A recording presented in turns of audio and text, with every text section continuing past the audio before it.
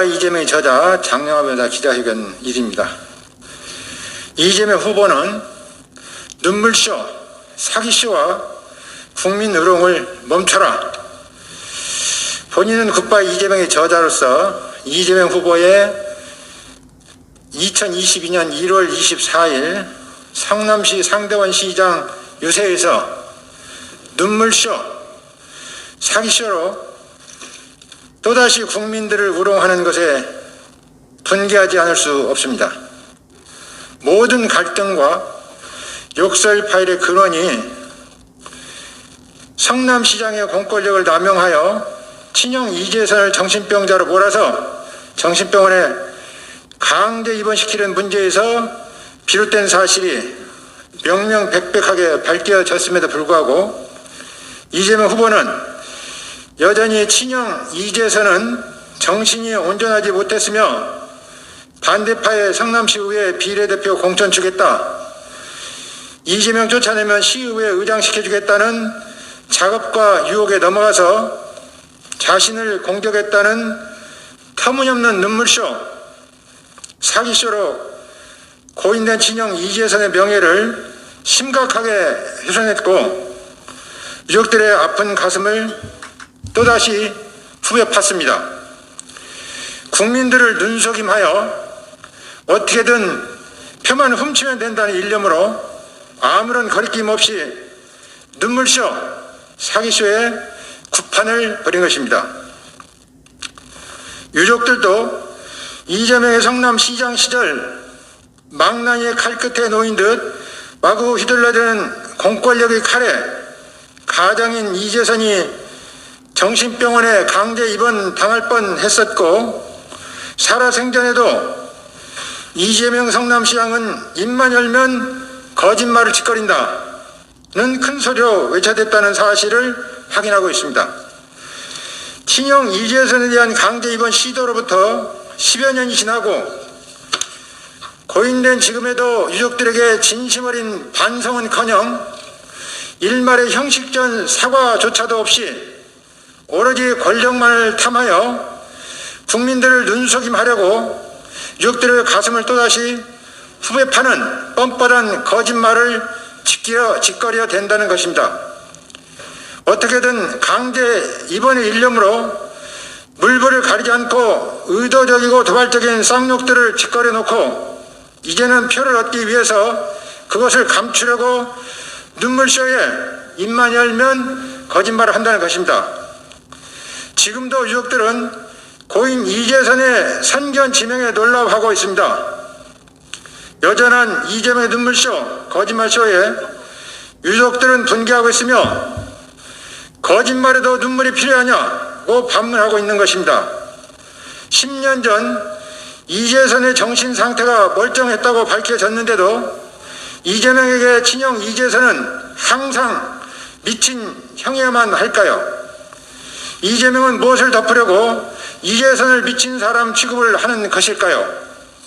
이재명을 용서하지 못하고 눈 감은 고인 이재선의 명예를 위해서라도 이제는 법으로 책임을 물으려고 한다는 것입니다. 이재명과 이재선의 관계를 잘 아는 굿바이 이재명의 저자인 저 장영하로서도 유족들의 한없는 고통에 가슴 아파하지 않을 수 없고 저렇게 뻔뻔하게 눈물쇼와 사기쇼를 멈추지 않는 이재명 후보를 보고 분개하지 않을 수 없습니다. 이에 본인은 성남지청에 이재명 후보를 허위사실 공표죄로 고발하였습니다.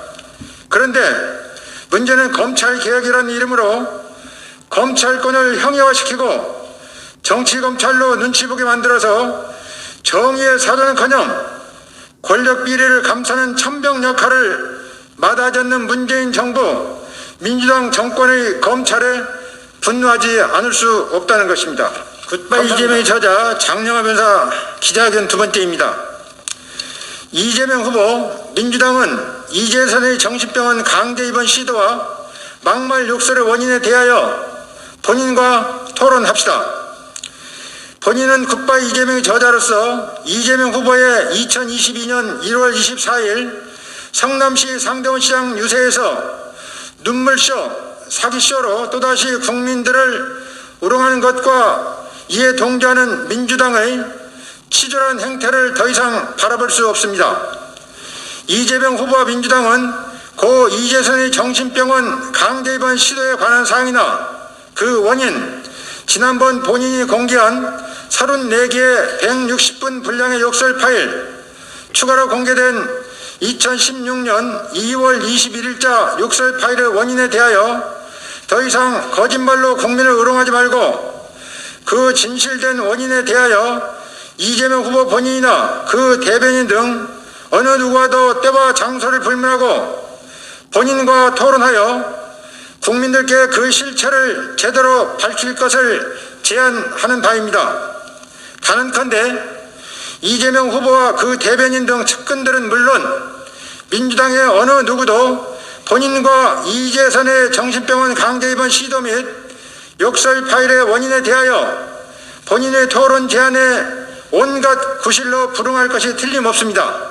왜냐하면 그들은 지금까지도 수도 없는 거짓말로 국민들을 현혹하고 우롱한 처사가 만천하에 명명백백하게 드러날 것이기 때문입니다. 그렇다면 이재명 후보와 민주당은 더 이상 거짓말로 국민들을 우롱하거나 현혹하지 말고 진심으로 반성하고 참여하며 이재선 형님의 유족들께 진심 어린 사과 행동을 보이시기 바랍니다. 그래야만 이재명 후보와 민주당은 국민들의 마음을 다시 얻게 될 것이고 지금의 위기를 돌파할 수 있을 것입니다. 굿바이 이재명의 저자 장영하 변호사의 기자회견 세 번째입니다. 성남지청장 박은정은 이재명 후보를 당장 구속하라. 본인은 굿바이 이재명의 저자로서 2018년 6월 11일 지방선거 시에 이재명 후보를 성남FC 161억 5천만 원 뇌물죄 및 제3자 뇌물죄로 고발하였는 바 그에 대한 수사 결론이 3년 이상 지나도 나오지 않으므로 2021년 2월 25일 검찰총장에 재차 고발하고 2021년 3월 4일 경찰청장에게 고발장을 또 접수하였습니다. 그런데 그 고발장은 모두 분당 경찰서로 모였고 분당 경찰서는 돈을 준 기업들이 이재명 후보에게 부정한 청탁을 한 증거를 찾을 수 없다는 이유로 2021년 8월경 혐의 없음 불송치 처분을 하였고 본인은 2021년 9월 14일경 이의 신청하여 그 사건은 곧바로 분당경찰서에서 수원지방검찰청 성남지청으로 송치되었으나 성남지청은 4개월여가 지난 현재까지 이 사건에 대하여 특별한 수사를 하지 않는 것으로 보여집니다. 제3자 뇌물죄에서 부정한 청탁은 현실적으로 밝힐 수 없는 것이 대부분이라 대법원은 이 사건처럼 공무원과 뇌물 공여자 사이에 인허가 등 현안이 분명한 경우에는 그 자체로 부정한 청탁이 있는 것으로 인정하고 있습니다. 이 사건에서 성남FC의 광고비 명목에 후원을 한 기업들은 한결같이 이해관계 있는 인허가 현안이 분명함에도 부정한 청탁을 한 증거가 없다는 이유로 불송치 처분한 분당경찰서의 결정은 이재명이 권력자라는 이유로 이재명을 노골적으로 봐주는 것일 뿐입니다. 그런데 최근 언론 보도에 따르면 이 사건 성남FC 뇌물죄 용원 용지를 업무 용지로 용도 변경한 특혜 의혹이 강력하게 대두되었고 어제와 오늘의 언론 보도에 따르면 이 사건에 대해서 제대로 수사해야 한다는 성남지청의 박하영 차장검사가 이 사건을 무혐의 하려는 박은정 성남지청장에 반발하여 사녀라면이라는 노래를 검찰 내부망 이프로스에 올리며 사표를 제출을 하였다는 것입니다. 언론 보도가 사실이라면 문재인 정부 민주당 정권 하에서 검찰 개혁의 실상이 어떠했는가 하는 것이 백일화에 명명백백하게 드러난 것이며 박은정 성남지청장은 민주당의 이재명 후보를 봐주기 위하여 직권남용죄를 범한 것이 분명합니다. 만약 사실이 아니라면 박은정 성남지청장은 이재명 후보를 당장 구속해야 합니다.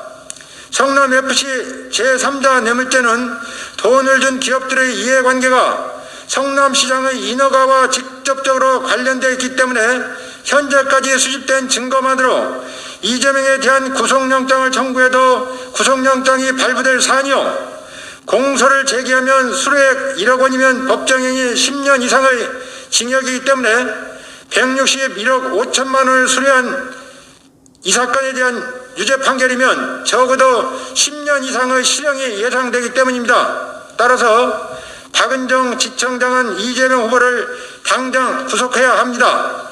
한 가지 더 첨언하자면 박은정 지청장은 박하영 차장검사 같은 그런 훌륭한 검사에 대해서 그런 이리저리 빼는 압박을 할 것이 아니라 정정당당하게 헌법과 법률과 양심의 지상명령에 따라서 이 사건을 신속하게 처리하도록 해야 할 것입니다. 감사합니다.